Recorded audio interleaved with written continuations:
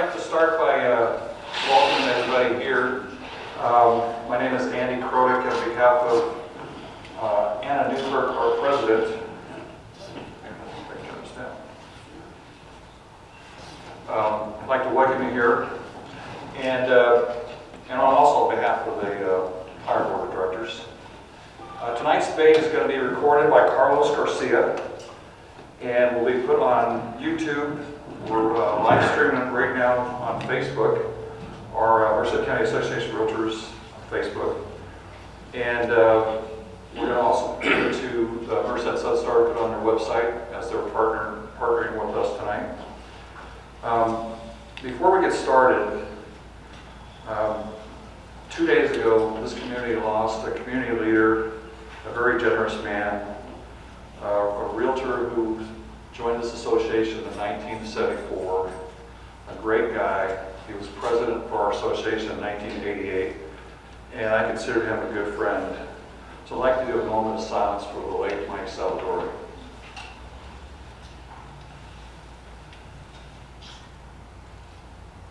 Rest in peace, Mike. Thank you.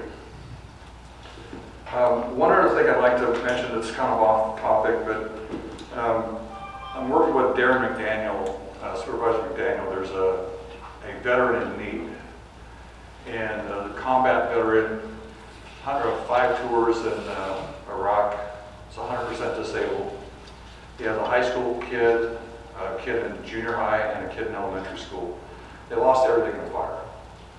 And so if you're so inclined to reach out to me or to Darren and donate a gift card, they lost everything. And they were renters, they didn't have any insurance. So we found him a place to live, but they need clothes for his kids. And he's put in his kids, it's not about him being a combat veteran, which he is, and we appreciate that. But for him, it's about his children. So keep that in mind. Okay. Before we get started, I'd like to tell you a little bit about ourselves.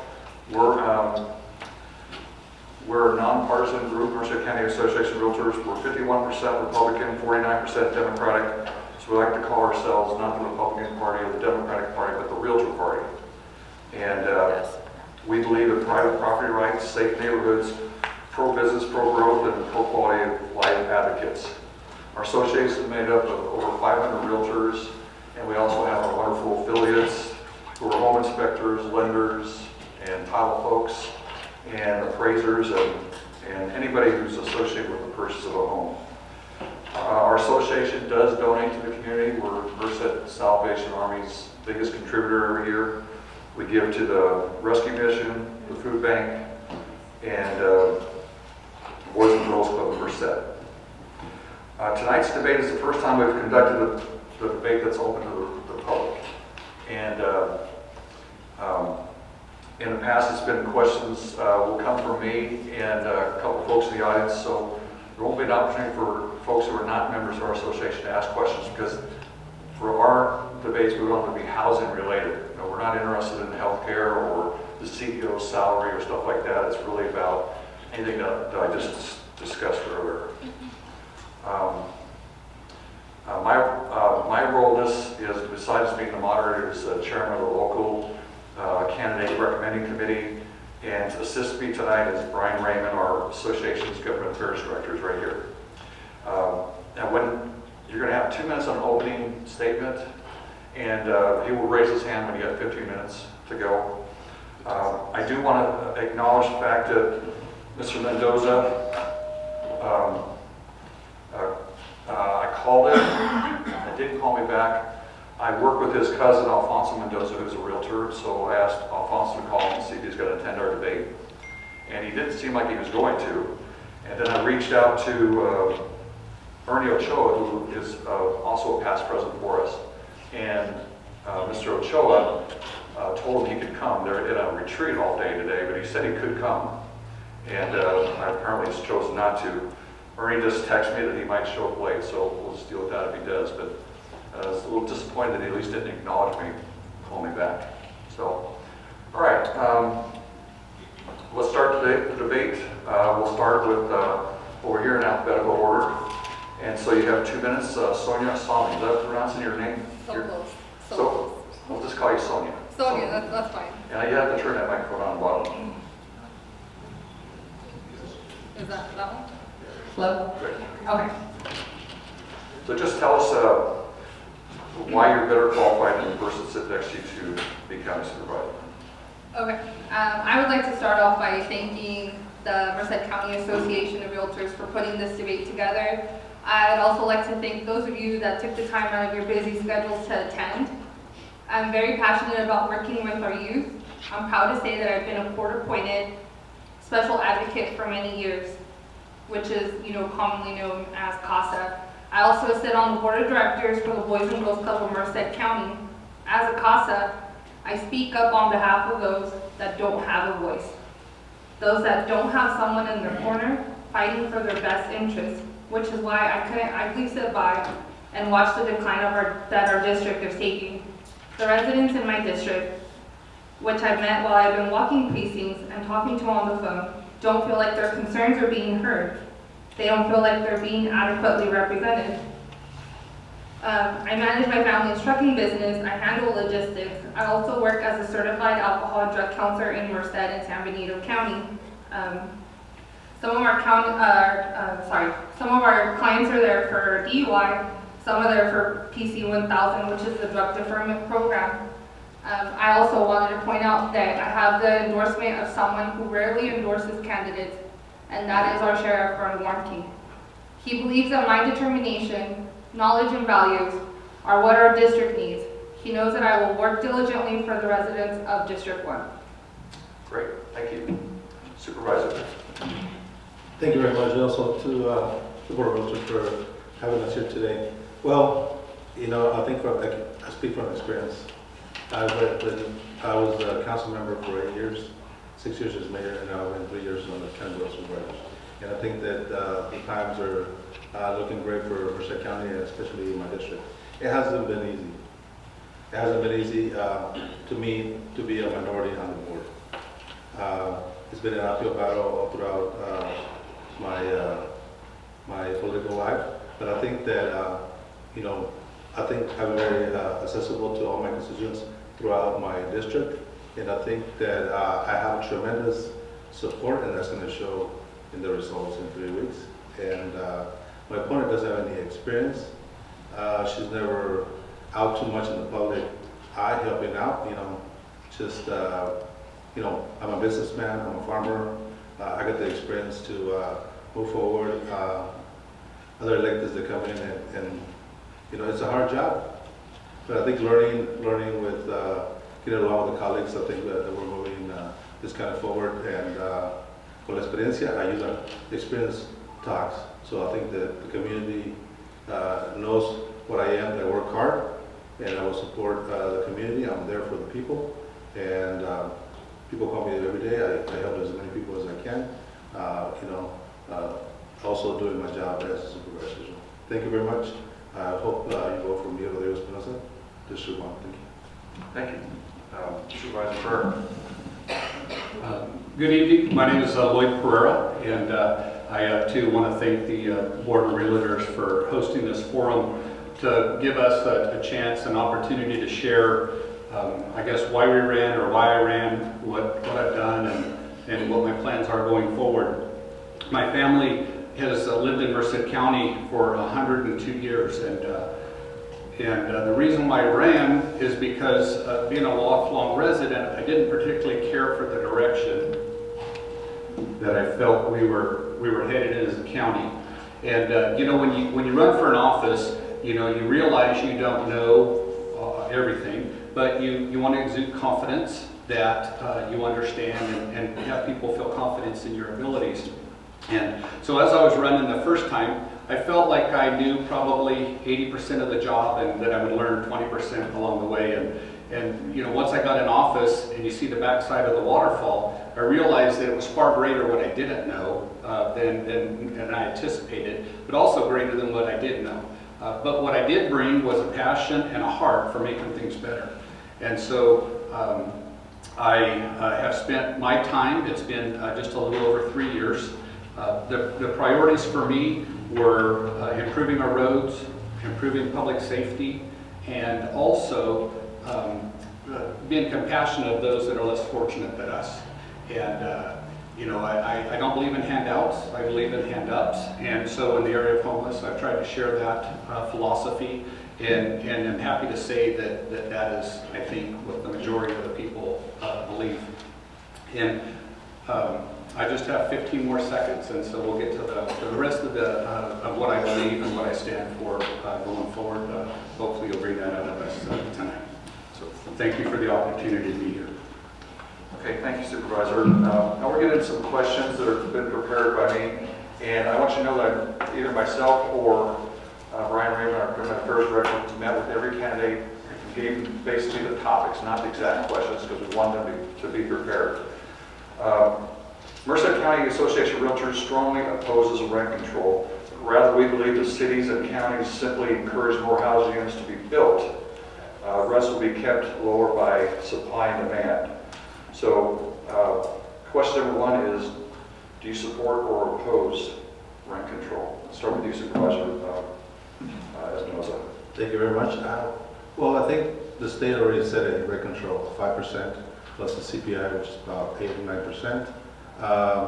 We could say that we can issue rent control, but everybody from the Bay Area is going over here buying up all the properties, and if they decide to rent any homes, they're going to rent for whatever they want, whether it's 1,000, 1,500, which is, I know it's getting outrageous, but I think that the rent control has already been set by the state, and there's so much housing being built all throughout the valley. I think probably within a few years, my phone was really sorry. Within a few years, there'll be substantial housing. Merced is booming, both the north part of the county in the north part of the city as well, in the south, and in the rest of the cities as well. So I think with that will be sufficient to keep enough housing, so the demand will go down so as much. So, but I think 5-8% already with including the CPI, it is enough. So thank you. So you're opposed to additional rent control? Yes. Okay, thank you. Supervisor. So rent control is a topic that you hear a lot about. Of course, the state has done what the state's done, and I am opposed to rent control. And I'll tell you, it's for a mirage of reasons, right? We're short of housing, yet you're going to tell somebody who's willing to put their capital at risk, you can only make this much return on your investment, and I think that will slow down the housing starts in California, and I think that's unfortunate. But something else to think about is that rent control ultimately hurts the poorest among us. And that is when the economy turns down, and someday it will, landlords are going to be less likely to lower their rents, because when the economy rebounds, they're going to have to start down wherever they were and come back up again. And when you can only do that at a small percentage per year, it kind of makes it unfortunate. And so, anyways, I guess I've answered the question. So you're no. I'm a no. Okay. Can you just turn the sound down? I think it's in there. Just a little reverb. Okay, it's on you. Probably the main reason why I would oppose rent control is because there is no motivating factor for a landlord or property owner to make upgrades or repairs, any sort of modification to an existing building without the incentive of increasing the rent. Buildings become slums. San Francisco in February 2018 has this thing where they can increase the rent. The rent is controlled but it can only increase it by 2.2%. So if we're going to hypothetically say that rent's $1,000 a month, right? You're increasing it by $22 a month. A year, that's $264. One call to a plumber, one call to anybody to come and do any repairs, it's going to far exceed that. So I feel that, like I said, I do oppose rent control. I am all for building more homes, and I think that would help alleviate the cost of, the surging cost of rents and the shortage of housing. Okay, great. And just we got a minute and a half to respond. Yes. Okay, this will be for you. The Board of Realtors, I got a hold of a poll that showed that homelessness is the #1 concern of most residents of Merced and Atwater. Not just homelessness itself, but the actual environmental impact. And I give an example. My son is a paramedic for Riggs, and he got a call into one of those homeless camps. And he said, "Dad, you wouldn't believe we couldn't get the animals killed, so we had to take it running through. And there's species everywhere. It was just horrible." So it's a true environmental health issue. So my question is, it seems to be getting worse. What's the answer to not just the homelessness, but also the health and safety of these folks? He said, my son said, "I see why they're sick." Well, the health concerns are incredible, right? I'm surprised that we haven't had some sort of outbreak in some of the homeless camps we have, because we have some that are approaching 35 people all living in a very tight area. What I have tried to do, so I don't know if you're all aware, but the county has allocated some money to build a navigation and outreach center at the old juvenile hall site. And we hope to have that open by the end of the year. But in the meantime, I've asked county staff, and I've asked them before, and I was met with resistance. It's a 5-member board, and we all have to agree. And that is to develop a contract with a nonprofit to start going around to the homeless encampments and picking up their trash, or allowing them a way to put their trash in a trailer, and then taking it to the dump. And we shouldn't have to do that, but I think if we go through on a regular basis, that at least one person in each encampment area would be willing to step up and kind of be the trash monitor, for lack of a better word. But and then as far as the feces and the needles, short of putting portable toilets everywhere, I just think we need to get our system in place as quick as possible, and hopefully by the end of the year, where we've got a place for these people to go. And once we do, then we can hold them accountable with law enforcement, keeping their areas clean if they happen to still be out homeless.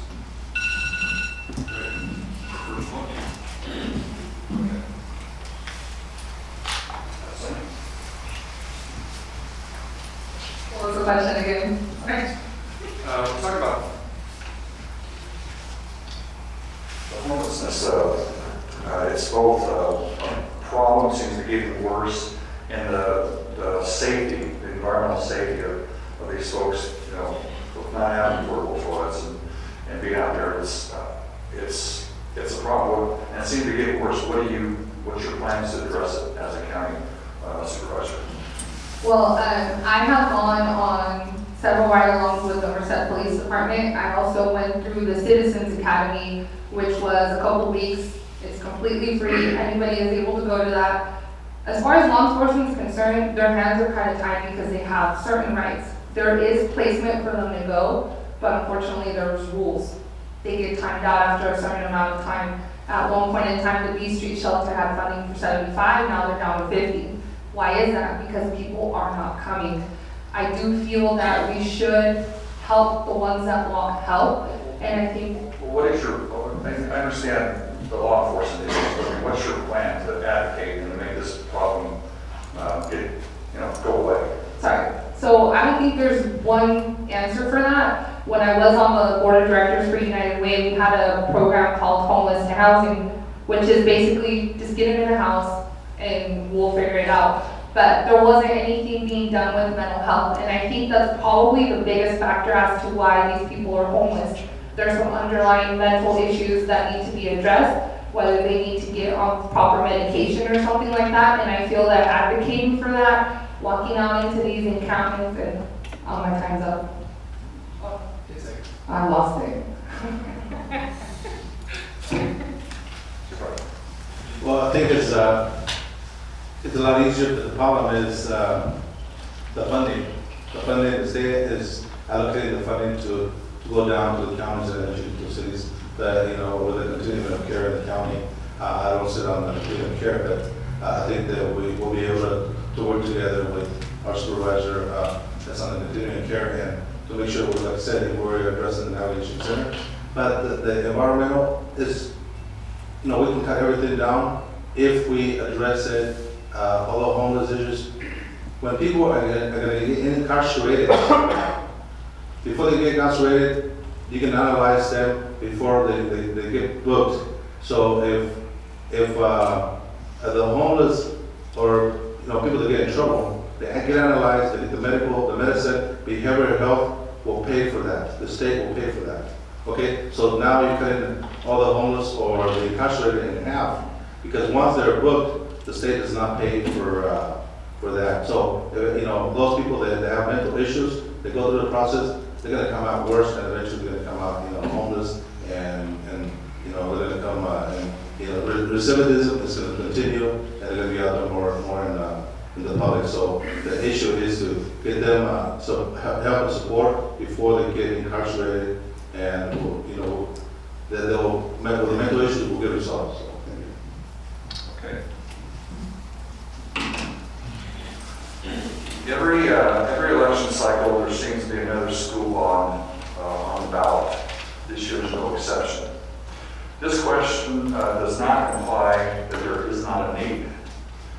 Measure J, do you support this bond measure? As I understand it, it could tax homeowners an additional $25 per $100,000.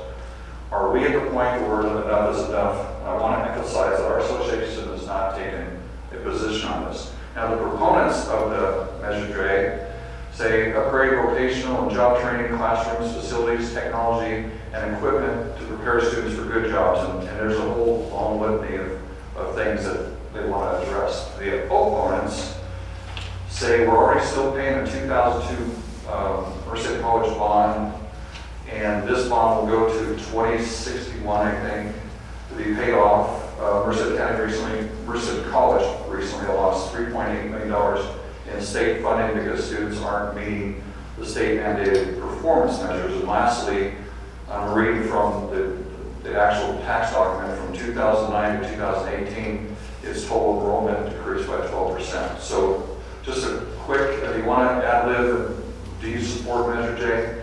And again, on his side, our board is not taking a position on it. We'll start with you, Sonia.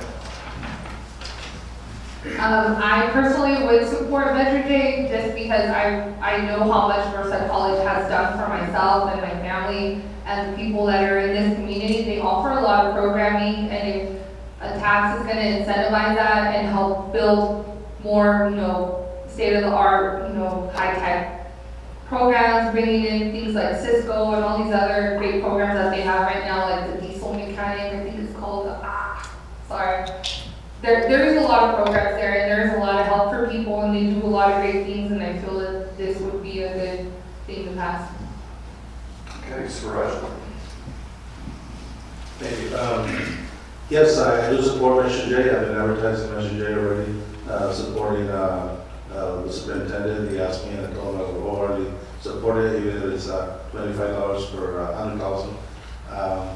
You know, I feel that my son's currently going to Merced College, and he'll be finishing, you know, in June. But I think that you know, they're going to do a building in Los Banos, and then they're going to do another one here in Merced. And I think that that training for all the jobs, I think it's just going to enhance, like I said, all the people moving into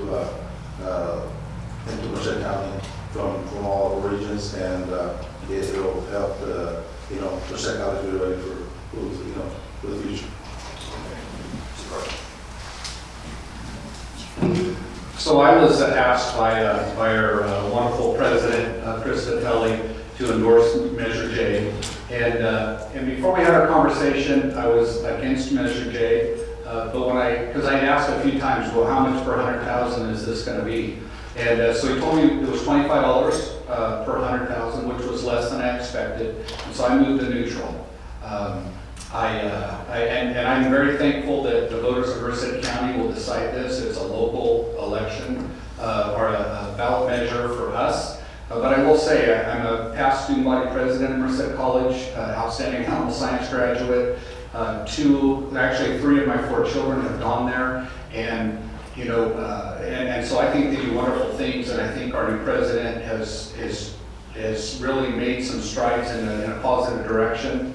The county coordinates with our workforce investment, with the college, to do job trainings. One of my kids was not interested in going to college. He did the Weld Tech program, started the Monday after he graduated from high school. 4 months later, he was making $20 an hour as a welder. So, for an 18-year-old, that's a pretty good job.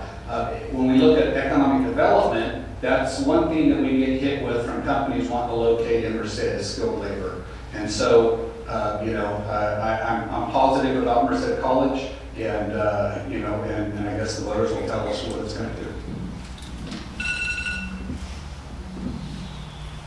Okay, our next question is going to be from our Government Affairs Director, and we'll start with Supervisor Espinoza. Thank you. Thank you, Andy. Thank you, candidates, for being here. Technical issues. Okay, as supervisor, you will oversee the department budgets whose leaders are directly elected by the people of Merced County. Do you see your role as supervisor to ensure these departments have the resources needed for their departments, or to influence department policy on issues in the power of the purse?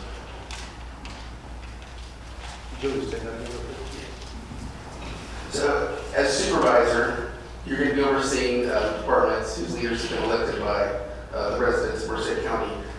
How do you feel your role as supervisor plays into that, and how are you going to ensure they get the resources that are needed? Well, I just like, sorry. I think just like, we got electeds under us, they're independent and they have a right to write their own policy. If as a supervisor, I think we'll just be advising, whatever way that they can, because if they're elected, they're an independent body, and hopefully they do a job just like what we do in our open public meetings.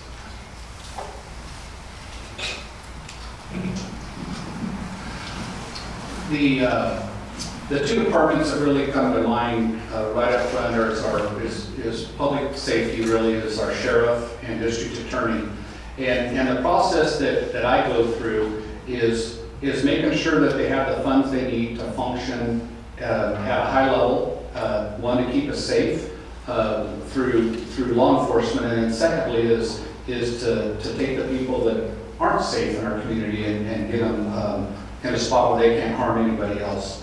The budgeting process is unique, right? And that's our only influence other than building personal relationships, which I have and been endorsed by our district attorney and by our sheriff in finding out what their needs are and advocating for them as long as it's fiscally responsible. I'm very fiscally responsible, and our county CEO is fiscally responsible. And so I think the money that we allocate is only what they need to do their jobs and not much more. And for those who know our sheriff, once in a while he likes to be over prepared, and I think we're very prepared if there were an emergency or catastrophe in an area. But anyways, so those are the ways we control the budget, but with dialogue and responsibility. As a supervisor, I believe your role is strictly in helping with establishing county policy and managing the financial stability of our county. As far as protecting the citizens of our county, I would contact your sheriff. I'm not an expert in law enforcement, which is why we have him. I support him in whatever he needs to help guarantee the safety of our citizens. I constantly ask him pertinent questions about law enforcement, but that's about all I know. I do like to learn new things, and I think that this is something that you just don't stop learning. Issues change, things change. Obviously, like now we have social media, so we don't have 100 people here because we can live stream things and people can watch us from their house. So as the times change, the need will change, and I want to be able to adapt to the need and not stay stuck in one, thinking strategy. Okay, thank you. Let's go back to another related homeless issue. It's been said that it's a civil right to handle. There's no right to be able to step into the right of way and impede traffic.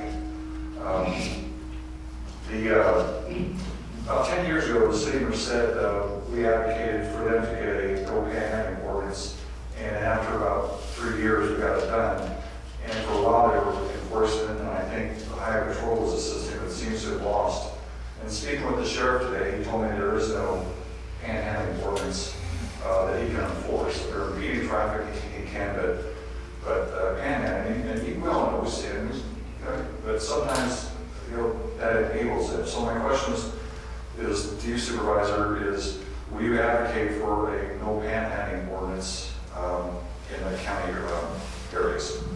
So I advocate for a no panhandling ordinance every day that I talk with somebody about homeless. When you give a person $3, you keep them homeless another day. So when you're behind somebody at the intersection, you see them hand them a $20 bill, it's another week they're homeless. And so I tell everybody, do not give them money. I do know that they can't panhandle verbally. They can hold a sign up and if you give them money, but so that is in place. But yeah, I'm all for stopping panhandling. Do you support an ordinance for counties rural areas? Yes. Sonia? Okay, so as far as panhandling, I would support that. It's not only, like Supervisor Ferrera said, you keep them homeless another day. It's not only that, it creates a safety issue. If you are a mother, and you're pulling out your wallet in front of somebody, you can now become the target of a crime. I don't know if you guys have been to River Park. There is a huge sign there that says, don't panhandle, and it gives you a brief explanation why.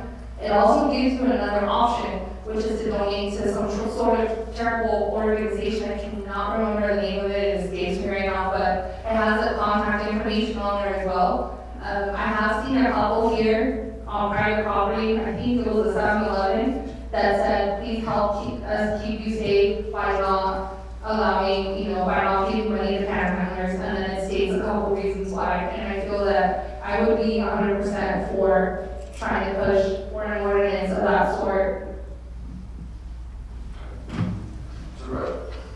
Yes, I would support a panhandling ordinance since, homeless are crossing the street at all times, homeless get run over, and as they reach out to, for money, they can be run over.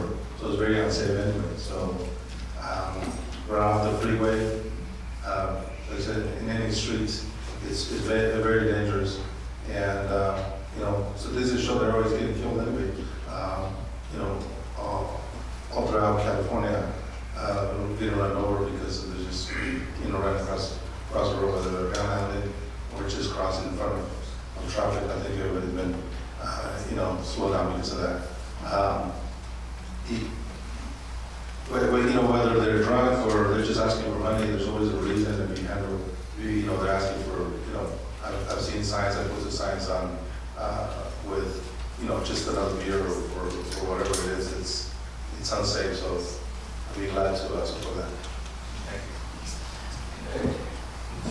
I'm going to ask Past President Kim Regina for a question. Thank you. I would like to know your opinions on Proposition 13. You push the button on. What's it on? Yeah, it's on. Okay. I'd like to know your opinions on Proposition 13, which is on the March 3rd ballot. It's a $15 billion school construction bond, but with interest costs, the figure jumps to $27 billion. This is a general obligation bond which will be repaid out of the state's general fund. Many feel that this is an attack on property rights and our property values, and it will repeal the Proposition 13 from 1978. I'd like to know your opinions on that and how it would impact our community. I think the actual language is, it would eliminate the Prop 13 for commercial and industrial zone properties, allow those properties to be taxed at full market rate. And reading and researching it, this is one of the few tools that the state of California still has. They bring your business to California and you pay taxes at market value, at current market value, so they can project. It can only go so much. So and the housing industry is fearful, though, that this will lead to a repeal of the single-family homes, which are taxed at market value. So we'll start with something. Personally, I don't want to see any more new taxes brought onto the citizens of our county. We've been lied to by Sacramento in the past. We were told to build goods to improve the California State Lottery with the promise that the proceeds of that would come to our schools. And that has not happened. I'd be curious as to know how they can guarantee that this would take place. The verbiage on that bill, I read it, it's confusing. It says 40%, but 40% after what? Is it after they take their administrative, fees from that, and then whatever's left from there, that the school would get 40%? It doesn't really specify. So for me personally, like, I would be against it. Well, I would be against it as well too, because I know that mostly they want to go after commercial, but, commercial is what creates more revenue for our county. We pay a lot of sales tax already. The sales tax is creating a lot of sales tax, so I think that we should be trying to help business incur more property taxes. The homes are resale all the time. It's already creating more revenue for the county and for the state. So I think that the more property taxes, if you run a business, whether you have 2, 3, 4, or 5, or a lot of investors have a lot more, that would be a business that would be hit a lot harder. So I think that being a businessman, I think that I would be opposing that and supporting, because individual homeowners are not going to be hit. But also too, like, I get calls from constituents concerned about why their property tax were raised, without even doing anything. So if they got raised, then we're always calling our staff regarding that. So I would say no. Thank you. Supervisor. Yeah, I am against the current Prop 13. Somebody mentioned one good example in the lottery. Another good example that I think most of us forget is the water bond that we passed a few years ago. $9 million, $3 million was supposed to be used for storage, right? So I voted for it, right? We need more dams so we can retain more water up in the hills to keep our economy going. And to date, I believe that less than $50 million has been allocated towards new storage. And none of it has been spent on new storage, right? It's all just spent on administrative costs, environmental studies for storage. And as one of my jobs as supervisor, I served on the San Joaquin Valley Water Infrastructure Authority. And so we were the board that was had taken on the task of getting Temperance Flat approved. They would have added 1.2 million acre feet of more storage. We applied for $1 billion. We got 171 million. None of that money has shown up yet, and it was allocated over a year ago. Temperance Flat is dead, so I don't trust Sacramento with doing what they say. And if you read the Prop 13 information, it talks about intent in there. And I fully believe that the state's intent is not only to raise it on industrial and commercial properties, but move it right on over to ag land at your home. So that's why I know 13. Okay, thank you. Okay, so for the supervisors, what are your 3 biggest and proudest accomplishments you've gotten in the last 4 years? And for Sonia, what do you hope yours to be? We'll start with you, Supervisor Espinosa.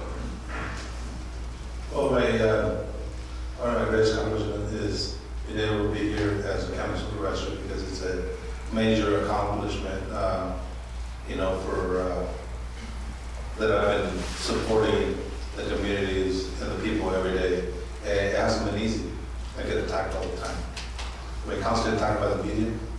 And, I don't let up, and I'm here to support the community, and I'll be available. You can call me. And also to being here, running for re-election. Like I said, with all the attacks, I've gone through a lot of stuff. Like I said, I talk about projects. I know, I did this, I did that, but, working together with the rest of the supervisors, we get a lot accomplished. Being here, running for re-election is a big accomplishment, and I think that, I'm just there to support the people. And I think the community has seen that, and to know that they can have somebody to go to is, to me, is an accomplishment. Thanks for the question. First and probably most importantly is bringing a new spotlight to some county services. Actually, at 4 years ago at the Board of Realtors forum, I made a comment that an application for a permit from Merced County should be reviewed within 30 days. A buddy of mine who's an engineer called me the next day and kind of gave me some startling statistics. So at that time, the day I took office, 87% of permit applications had not been reviewed within 30 days. By April 1st, we had that number down to, well, it was 82%, we had it down to 37%. And by midsummer, we were down to having 1 or sometimes 2 per month that didn't get reviewed that quick. And in most cases, those were applications that were really turned in that weren't complete. But one of them was a school project that needed to go to the state of Sacramento, obviously going to take more than 30 days. And so that's one of my biggest accomplishments really is helping Merced County be a better place. We need jobs, and permits equal jobs.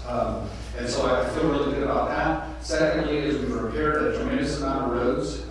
Measure B was passed, and the gas tax unfortunately was passed, but we've been able to use that money effectively and efficiently. And then my third biggest accomplishment would probably be in the area of homelessness. I think we're right on the cusp where our number will be less people next year than it was this year. And one last point that I want to point out to people is that homeless people, although they're down and out and they have behavioral health issues, they don't have the right to take away the rest of us to be able to enjoy our community. And so I work hard on that issue from both fronts. Okay, thank you. Sonia, what do you want your top accomplishments to be? One of my top accomplishments I would like to be is improving, English is my second language, by the way, so bear with me. Improving the quality of life, helping find funding to provide our district safer roads in our more rural areas such as Planada, LeGrand, and El Nido. Street lights are important, obviously potholes, because I've been in El Nido quite a bit doing this, and then again, the roads are pretty bad. Probably the second would be to help create more revenue for the county, and that would be to help facilitate the process that comes with opening a business. I have someone that I was helping open a business in the county. At one point in time, the ordinance was a certain way. By the time that we got ready to file the application, that ordinance had changed. They had changed the zoning, that type of business was no longer permitted. And I thought that it was just us that were affected by that, but then today I was watching the Board of Supervisors meeting, and there was another business owner that was having the same type of issue. And I feel that if we were able to facilitate that process by working with department heads to create a more streamlined, efficient approach as to this is step 1, this is step 2, and so on, that it would bring more revenue into the county, and therefore we would be able to do more things. Okay, thank you. Okay, Supervisor Kerr, how much money have you raised and who's your biggest contributor?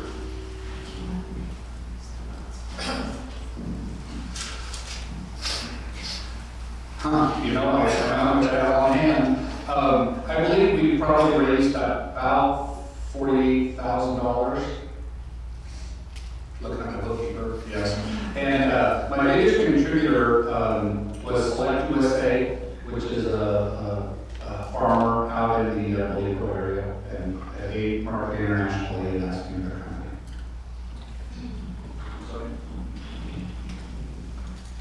I'm not as fortunate as Lloyd. I still haven't reached the $2,000 threshold. My biggest donor is no one, so sorry. I'm about $8,000, and I'd like to say that I got a lot of more support than last time. Last time I owed myself $10,000 when I closed my account, so this time I'm getting a lot more support. Garcia Brothers Trucking out of Planada, $1,500. Eddie Thomas Produce out of Livingston, $1,000. $500 from Miguel Olivares from Delphi, LTA Trucking out of Livingston, so about $8,000. Okay. Last question, we'll let you close up. Some have advocated that occasionally the Board of Supervisors meetings and MCAG meetings should be held in the evening if there's been some resistance. What's your position? Because a lot of people work daytime jobs and can't make these meetings. And I think we start with Sonia. I would be a firm advocate for that. There is a lot of people like the Board of Supervisors meetings that they're 10 in the morning. I'm at work.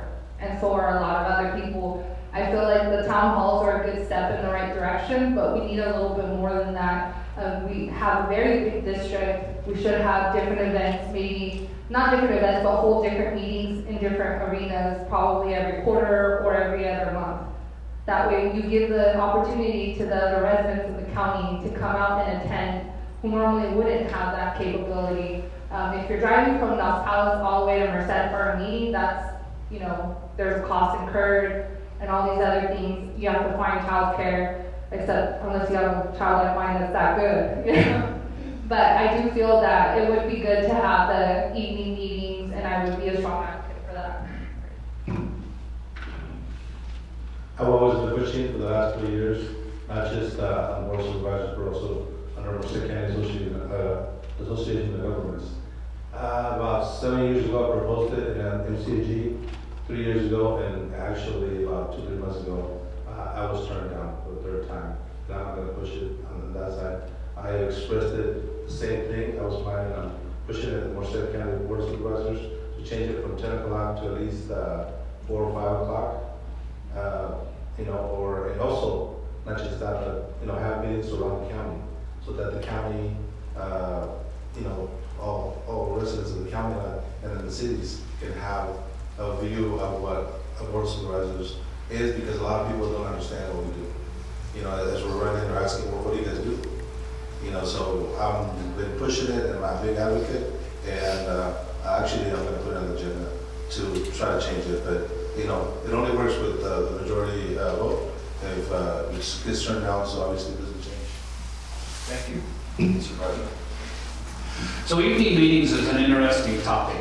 And it's been my experience over the last 30 years of being on boards, and that what happens is you have it during the day, one group of, or type of people show up, you have it in the evening, another you know, group of people show up. So it's hard to have it where everybody can come.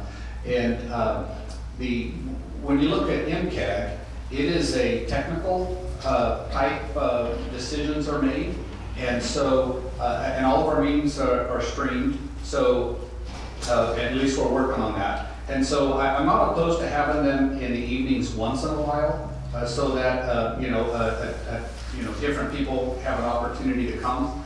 But generally speaking, what happens is you have, you know, because I've been on boards and we move meetings tonight, and for the first 2 or 3 meetings, you have a good turnout, and then after that, those people quit coming.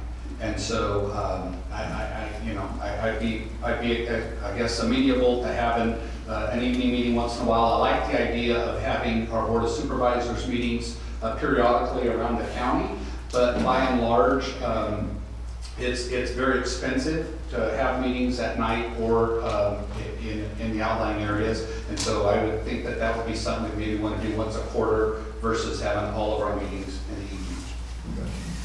Okay, thank you. So before we move into our 1-minute closing, so we'll be starting with you, Supervisor.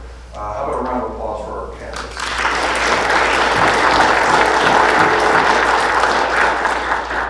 I can tell you that having been in office 12 years myself, it can be very thankless at times, as you know. So 1-minute closing. Again, thank you for being here. Let's start with you, Supervisor Espinoza. Well, thank you. Out there, I think I have the experience to continue working together with not just my colleagues, but the rest of the cities and communities in Merced County to push the whole county forward, and of course my district, District 1. So it's just so much support that we need. Keep everybody engaged so that we can make this county a lot better. My purpose is to work better with all, like I said, all the electeds of the county. That's why we have city county dinners, so we can try to make some and mingle and make sure that we're all working together And also, my purpose as the chairman of the Board of Supervisors is to make sure that I address the needs of the mayors around Merced County so that we can move our county forward. So, thank you. Well, thanks for your time and attention this evening. I find myself being very excited. Last fall, I was board chairman last year, and so you end up finding yourself in the office far more than you really want to. And so I was praying, and I said, God, would you help me get back out into the district again? And He sure figured out a good way to do that. Anyways, but what I want to say is that I believe that the county is headed in the right direction. Oftentimes we don't tell our story very well because we're conservative. We only tell what has happened, not so much what's going to happen, because obviously it may or may not come to pass. It takes a vote to make it happen. And so, anyways, I hope you're excited about Merced County like I am. The Port of Los Angeles deal is still moving forward. We got some great news this last week that should come out pretty soon. And so anyways, thanks again for having us, and thanks for allowing me to share my ideas. Thank you. Like I stated previously, the residents in my district, which I've been walking and I've been talking to people either in person or on the phone, they feel like their issues and concerns are not being heard. They feel that they're not being adequately represented. I want to help break that barrier between them and us, as far as them being able to find someone, a supervisor that's accessible and that's willing to listen to their concerns. Working with the sheriff, I know that we can get things done in the county, and I may not have the experience the incumbent has. However, I have the will to learn, and this isn't a position that, yeah, after 4 years you got it down. You don't. And being realistic, you learn every day. Even people that have PhDs, 2 masters, whatever it may be, you are constantly learning because things are changing. And you have to be able to adapt, and you have to be able to, get with the times, so to speak. Okay, thank you. Now, we're going to take about a 10 or 15-minute recess and then do District 2. Supervisor Ward could be here for grant reasons, so that's why we had to do 2 separate segments. So thank you, and we'll give you about 10 to 15 minutes, and you guys clear out.